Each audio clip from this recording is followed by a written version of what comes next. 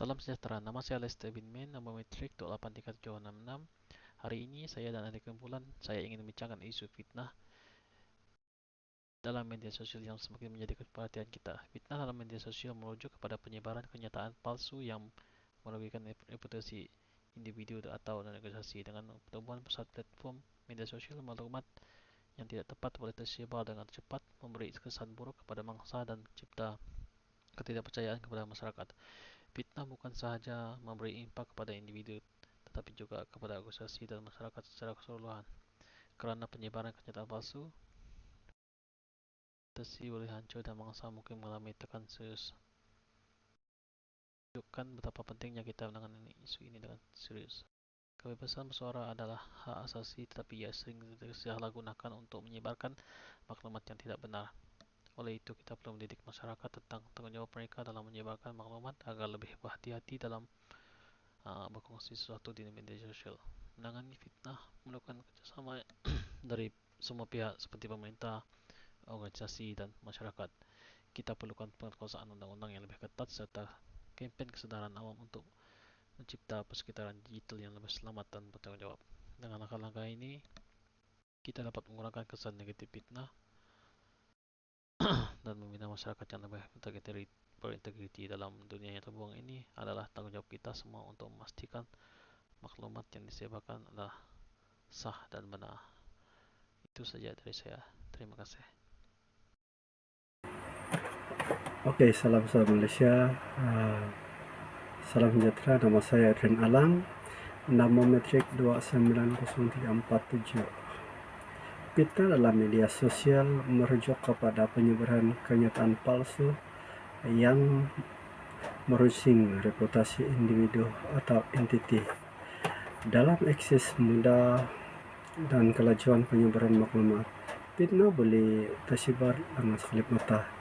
Isu ini sering timbul daripada kebebasan bersuara yang disalahgunakan, di mana maklumat yang tidak disahkan disebarkan secara meluas, mencipta persekitaran yang mengancam integriti sosial. Kesan fitnah bukan saja terhadap kepada individu, tetapi juga memberi impak kepada institusi atau organisasi. Penyebaran kenyataan palsu boleh menyebabkan kerusakan reputasi yang sukar dipulihkan, yang seterusnya boleh mengakibatkan kehilangan kepercayaan di kalangan pelanggan dan juga rakan kongsi. Dalam kes yang lebih serius, mangsa fitnah mungkin mengalami tekanan mental emosional yang berpanjangan, merusakkan kualiti hidup mereka. Penegakan undang-undang terhadap fitnah dalam media sosial menghadapi pelbagai cabaran. Mengesahkan kebenaran maklumat dan mencari pelaku fitnah sering kali rumit, terutama dalam anonimitas yang disediakan oleh platform digital. Ini menjadikan tindakan undang-undang menjadi lebih sukar.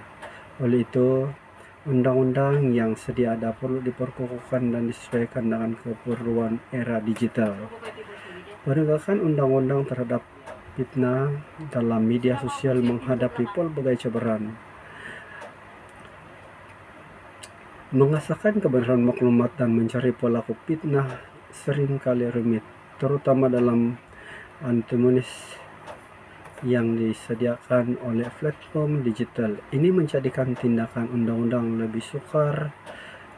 Oleh itu, undang-undang yang sedia ada perlu diperkukuhkan dan disesuaikan dengan keperluan era digital. Penting untuk mengambil pendekatan yang lebih proaktif dalam menangani isu ini. Kita perlu meningkatkan kesadaran masyarakat mengenai tanggung jawab dalam menyebarkan maklumat dan mendorong penggunaan platform dengan lebih bertanggung jawab.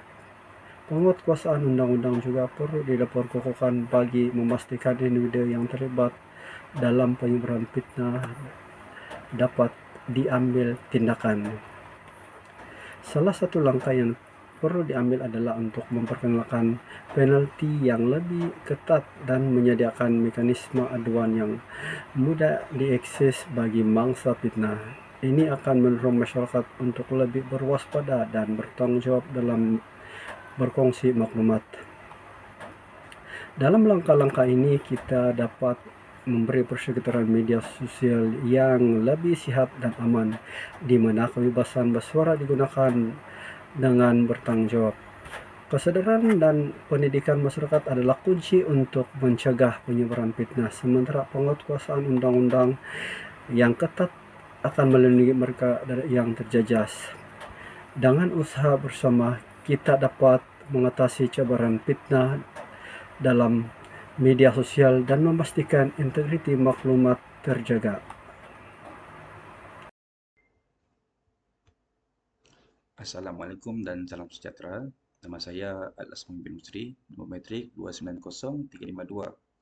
Di Malaysia, undang-undang yang berkaitan dengan isu fitnah yang mana yang melibatkan beberapa akta penting termasuk Akta Hasutan 1948, Akta Komunikasi dan Multimedia 1948 dan Kanun Kesiksaan. Kesemua undang-undang ini adalah bertujuan untuk mengawal penyebaran maklumat yang boleh merosakkan reputasi individu dan entiti, terutamanya dalam konteks media sosial yang berkembang pesat. Akta Komunikasi dan Multimedia juga 1998 khususnya menggariskan peruntukan mengenai penyebaran maklumat dalam talian. Akta ini memberi kuasa kepada pihak berkuasa untuk mengambil tindakan terhadap individu yang menyebarkan maklumat palsu yang memang merugikan.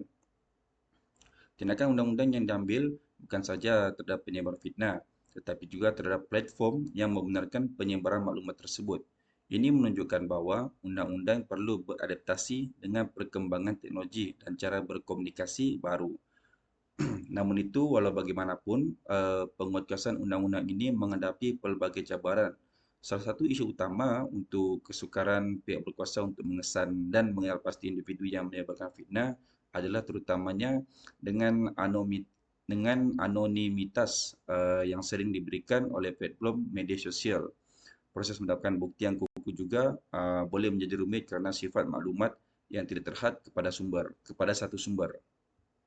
Untuk meningkatkan keberkesanan undang-undang berkaitan dengan fitnah, terdapat keperluan untuk penambahbaikan. Antara penambahbaikan ini termasuklah memperkukuhkan mekanisme pengawasan, meningkatkan kerjasama antara pihak berkuasa dan platform media sosial serta melaksanakan kempen kesedaran awam mengenai tanggungjawab dalam menyebarkan maklumat. Dengan langkah-langkah ini, kita dapat menangani isu fitnah dengan lebih berkesan dan memastikan kebebasan bersuara digunakan dengan bertanggungjawab. Namun, kempen kesedaran awam memainkan peranan penting dalam mengubah sikap masyarakat terhadap penyebaran maklumat. Masyarakat perlu dididik tentang risiko dan akibat yang timbul apabila penyebaran fitnah ini berleluasa. Ini termasuk memahami betapa pentingnya untuk mengesahkan fakta sebelum berkongsi maklumat di media sosial. Dengan meningkatkan kesedaran, kita dapat menggalakkan tingkah laku tanggungjawab dalam penggunaan platform digital. Menangani isu fitnah di media sosial memerlukan usaha bersepadu daripada semua pihak. Dengan penguatkuasaan undang-undang yang sedia ada, ia akan lebih berkesan dan pendidikan awam yang mencukupi, kita dapat mengurangkan penyebaran maklumat palsu dan membina masyarakat yang lebih berintegriti. Kebebasan bersuara harus dihargai, tetapi tanggungjawab dalam menyebarkan maklumat juga perlu dipatuhi agar keadilan sentiasa terpelihara. Assalamualaikum dan salam sejahtera. Nama saya Dayang Siti Ruzana binti Kasim, nombor metrik 290360. Saya akan membentangkan tentang keperluan penambahbaikan Undang-Undang Komunikasi di Malaysia dalam menangani isu fitnah, khususnya dalam era digital yang pesat berkembang. Undang-Undang Komunikasi perlu lebih proaktif dalam menangani isu fitnah. Dengan pertumbuhan media sosial, penyebaran maklumat yang tidak tepat berlaku dengan kelajuan yang luar biasa. Namun, undang-undang sedia ada seringkali tidak mampu mengimbangi cabaran ini. Menurut Dr. Azmi Sherem, ketidakcukupan undang-undang untuk menangani kelajuan penyebaran maklumat di media sosial menjadi isu utama yang perlu ditangani ditangani.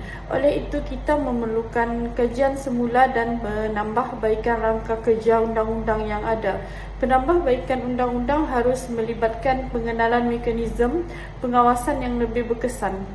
Ini termasuk pemantauan aktif terhadap kandungan yang disebarkan di media sosial serta tindakan proaktif yang untuk menangani penyebaran maklumat palsu. Pihak berkuasa perlu dilengkapi dengan alat dan sumber yang mencukupi untuk mengesan penyebaran fitnah dengan cepat.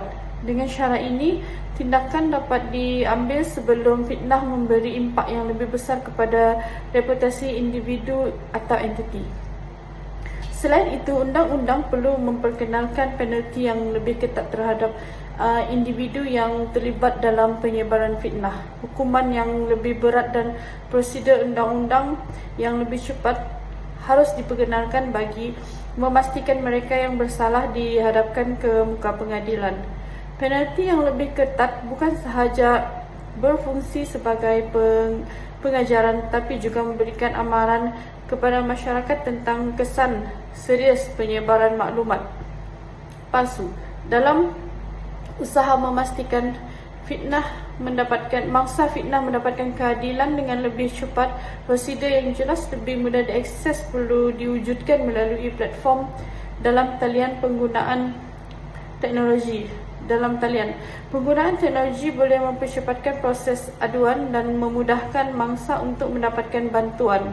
Proses aduan yang efisien membolehkan mangsa melaporkan fitnah dengan lebih mudah tanpa melalui prosedur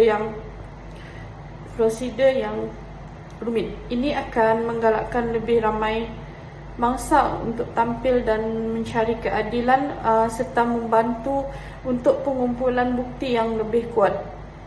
Penambahbaikan undang-undang komunikasi dalam menangani isu fitnah adalah penting untuk memastikan keadilan dan integriti dalam masyarakat digital dengan memasukkan mekanisme pengawasan, memperkenalkan penalti yang lebih ketat dan menyediakan prosedur keadilan yang cepat dan efisien. Kita dapat mengurangkan kesan negatif fitnah. Assalamualaikum dan salam sejahtera. Saya Nur Afni binti Alatin, nombor metrik 290428. Baiklah, saya akan meneruskan pembentangan mengenai cadangan penambahbaikan Undang-Undang Komunikasi dalam menangani isu fitnah terutamanya di media sosial. Fitnah dalam media sosial semakin meluas, merosakkan reputasi individu dan mencipta ketidakpercayaan dalam masyarakat.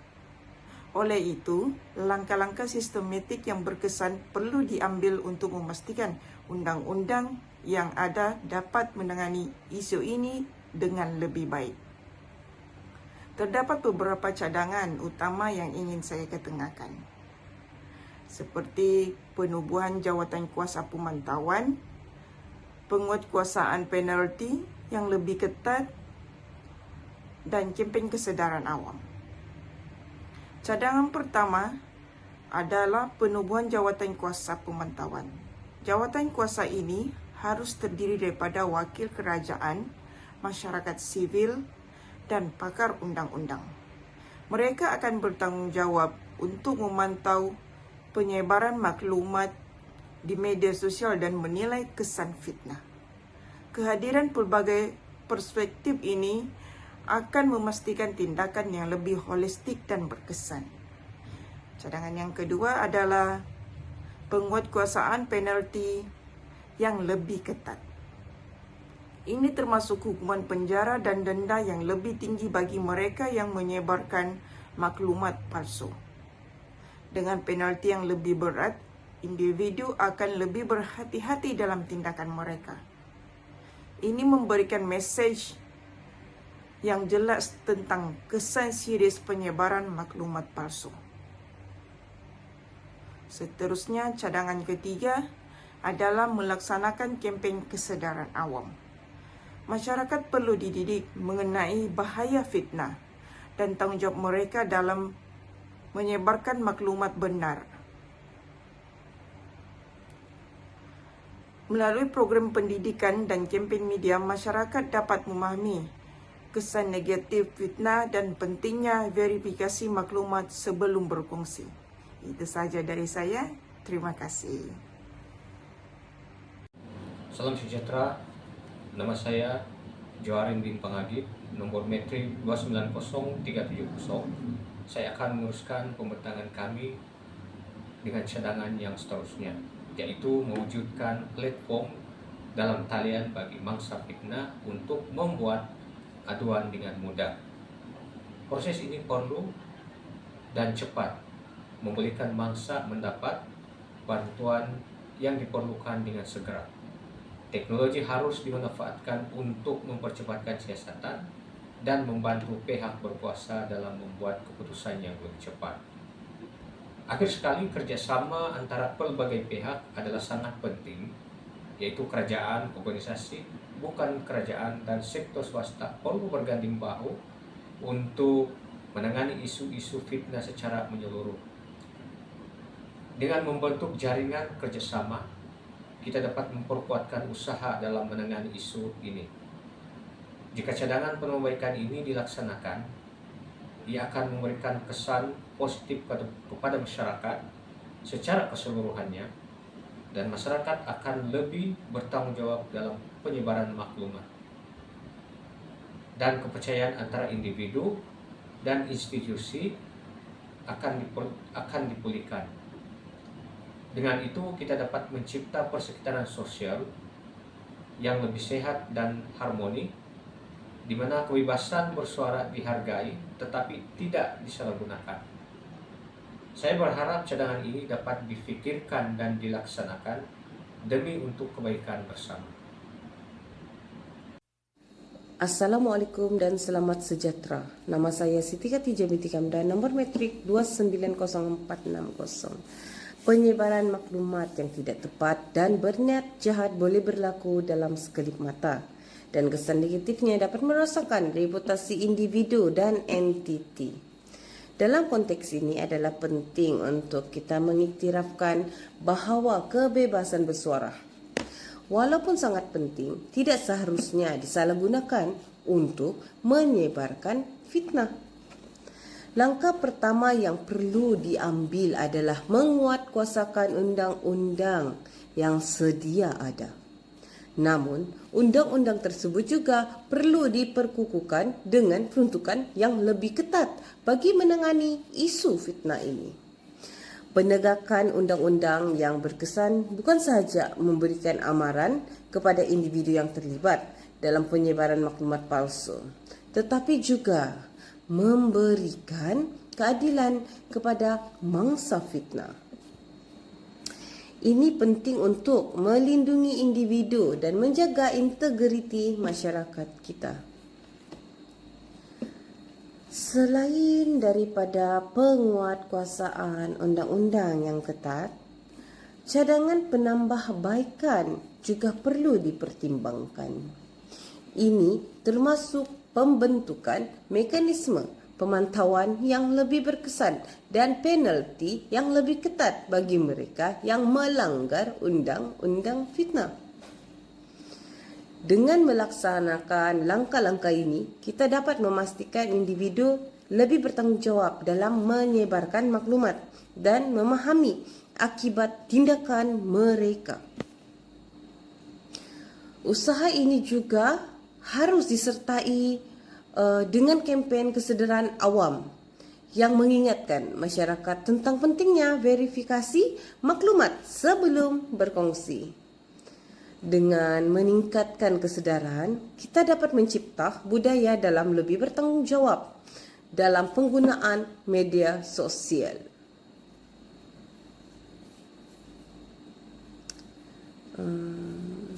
Melalui usaha ini, kita berpotensi untuk membangunkan masyarakat yang lebih sehat, berintegriti dan saling percaya. Dengan menekankan kepentingan tanggungjawab dalam penggunaan media sosial, kita dapat memastikan kebebasan bersuara digunakan secara bertanggungjawab dan tidak disalahgunakan. Dengan langkah-langkah yang tepat, masyarakat kita dapat berfungsi dengan lebih baik, di mana setiap individu dapat menikmati hak mereka tanpa terdedah dengan ancaman fitnah yang merugikan. Terima kasih atas perhatian Anda.